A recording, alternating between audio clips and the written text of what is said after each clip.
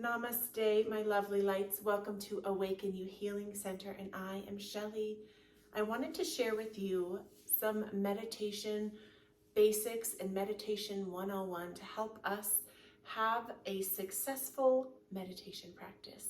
So you might want to grab yourself some pillows or blankets or a bolster or meditation cushion, and together let us do this.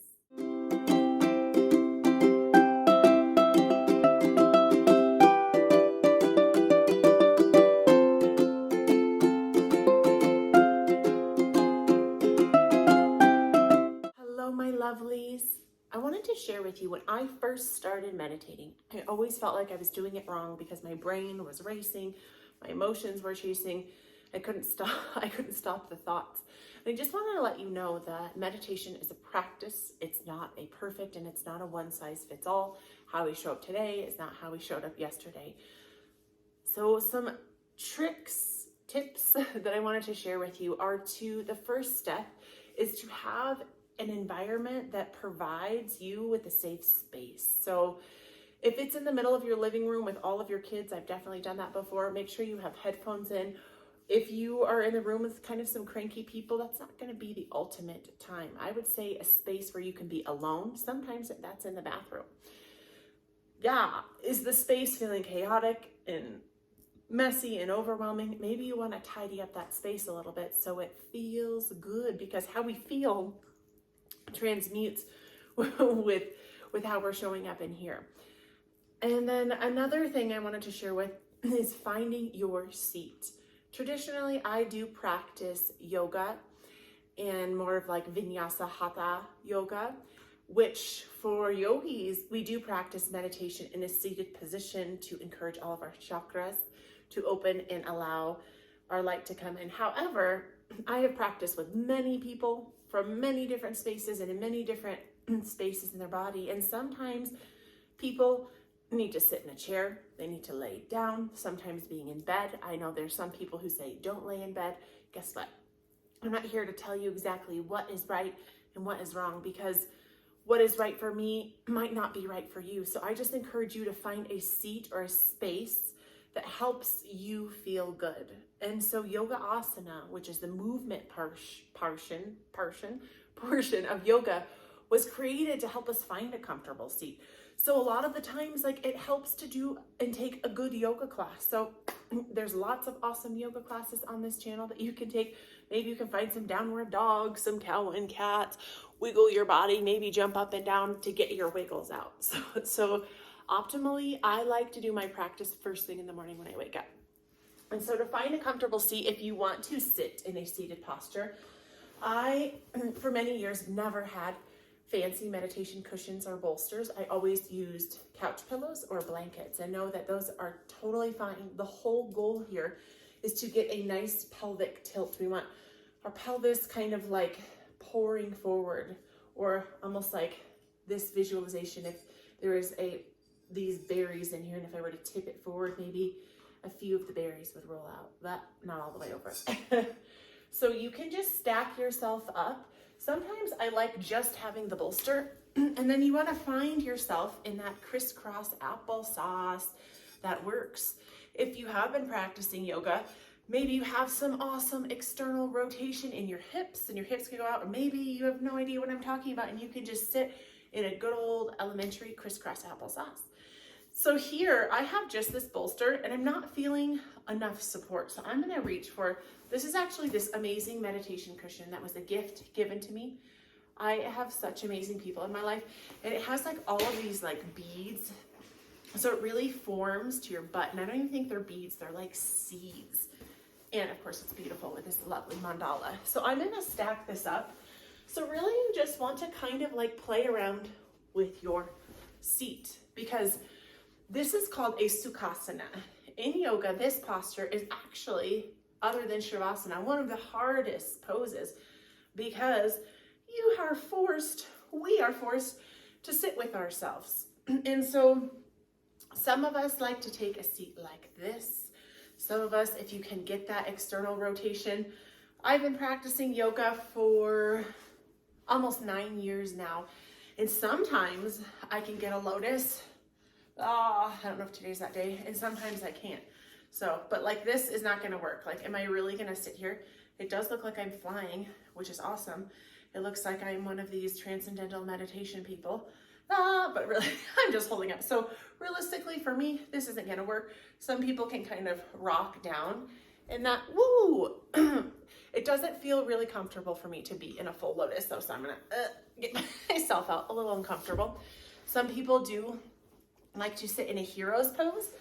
A hero's pose is traditionally kind of like this or like so. But when you are trying to do a meditation, for me sometimes it's like the tops of my feet get like ripped out of my body. So I like to ask for some support and use a bolster. So you can kind of slide a bolster. A block is really good for this under here. This still is way too far down for me. So I'm gonna rise up, find that seat. This actually feels super good today for me. This is great. A lot of people that I practice yoga with will love to just lay flat on the back, like so. Oh, you can even find a restorative yoga pose if that feels good for you. Just almost like flat on the back, hands on the heart, or one of my favorites is a heart opener, which is a supported Matsyendrasana. So you just have a bolster and then you can open your heart. So this can be when you're having those really hard days and you're just really having a hard time softening and feeling vulnerable in your body, and then you can heave your way up. So step one, right, was find a space that supports, like a good environment. Like, is it feeling good? I actually cleaned my house because my kids are all at school. My boys are in school this year. My daughter's in a homeschool enrichment program, so I have the house quiet to myself. Step trick 2 is find a comfortable seat that feels good for you. Step 3, I don't know if I'm all about the steps, but really you have to let go of your expectations of what you think meditation is. You really need to let it go, because meditation is like the primal space for the thoughts and the emotions to take over. If you've ever started a practice, which probably you have, that's why you're here, or maybe you're brand new, is that it is like the time for the torrential downpour of thoughts, or like a fly will keep buzzing on your arm and then all you want to do is move. And I really encourage you to give yourself love and compassion, and know that trying new things can be a challenge. And even after 9 years for me of meditating, that I still show up when the mind is rampant. And the thing is it's showing up and being present. So if you do find yourself in your seat or laying down, we're gonna let go of expectations. And I like to do like a noticing, like notice what's coming up. Like even before, a lot of times I'll start a yoga course or yoga class or begin to teach, and that is when a lot of like anxiety or excitement or sadness or whatever emotion comes will really come up hard for me. So this is when you just take a noticing. And I just got done reading the Bhagavad Gita. It's this beautiful Indian spiritual text. And this text is really inviting us permission to tap into our soul self within self-realization, within self-reflection. This is the space where we don't have to be overcome by our senses and what's around us, okay? So here we go. We're in our safe space. We are in a seat or a posture that feels good for us. We're going to let go of our expectations. And so our next step is going to be to close your eyes. And I really encourage, if you wear glasses, to take those off. And just give yourself a moment to maybe straighten the spine or find a little length, and breathe the breath into the body. You can also catch a mudra on the hands. Sometimes it's just maybe putting a hand on the heart. Let's start there with a hand on the heart, acknowledging your space of love as you breathe the breath in long and fluid into the heart space. And then through a softened jaw, melt and sigh it out. Really bringing awareness to the breath here. And perhaps here, my beautiful soul friends, allowing a small smile to curl up on the edges of the lips, because meditation doesn't have to be so serious. This is a space to reflect and go within yourself as you breathe in. Expand and exhale. And notice if it feels more constricting in the breath. Notice those thoughts. Notice the emotions. And here we just hold space. We let go of judgment of ourselves. We let go of judgment of others, and we breathe into the heart center and let it go. Just focusing that breath in and exhaling. And here, my beautiful friends, just taking a noticing of those thoughts. Maybe a lot of thoughts are dumping in and pulling you out, and knowing that's okay. Be with them. See the thoughts almost like they are up high in the sky, inside of clouds, in the eye of the mind, in the sky of the mind.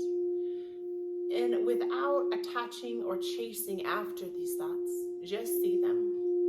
And sometimes with the breath, we can exhale and blow some of those thoughts away. Here, be with what is. Feel into the body without shaming or blaming or guilting. Just be with non-judgment. Let go of those expectations.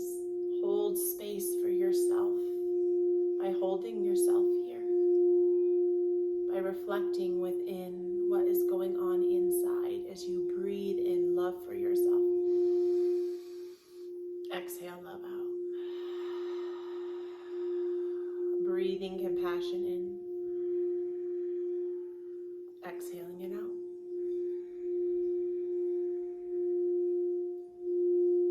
And my beautiful friends, we will complete this meditation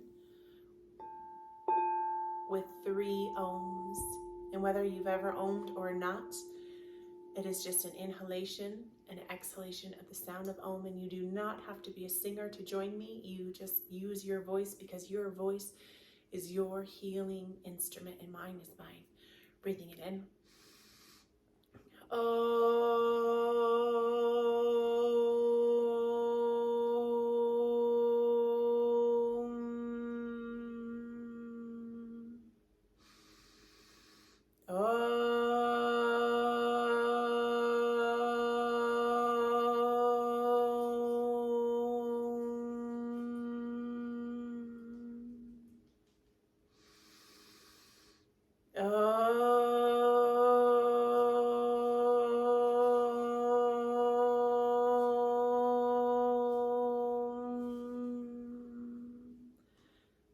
Bringing your palms, kissing palms to your heart center,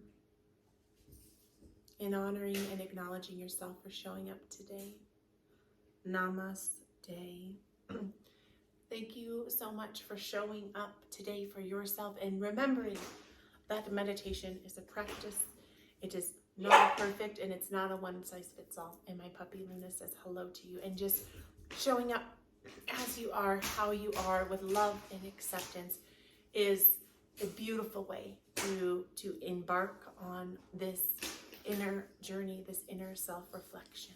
I love you. I'm so grateful for you.